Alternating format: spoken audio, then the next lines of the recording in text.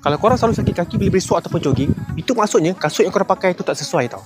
Sebab tu korang kena pakai kasut yang ada cushioning tebal macam ni. Bila cushioning kasut tebal, ini akan bantu serap impact bila kaki korang mendarat pijak tanah. So tekanan yang sepatutnya kena pada tumit dan lutut korang akan diserap dengan baik oleh foam kasut ni dulu tau. Dan hasil dia, kaki korang rasa lebih selesa, lutut kurang stres dan korang boleh bersenam lebih lama tanpa menyeksakan lutut korang. Nak beriswak lebih sejam pun, selamba je tau. Sebab tu aku recommend kasut X-Tech V Auto Max ni untuk beginners macam korang. X-Tech V Auto Max ni digunakan foam midsole yang tebal dan responsif. Jadi memang rasa lembut masa korang landing tau. Bahagian upper pula gunakan mesh yang breathable. Jadi kaki korang tak rasa panas walaupun pakai lama. Sama ada untuk brisk walk, jogging ringan ataupun jalan casual.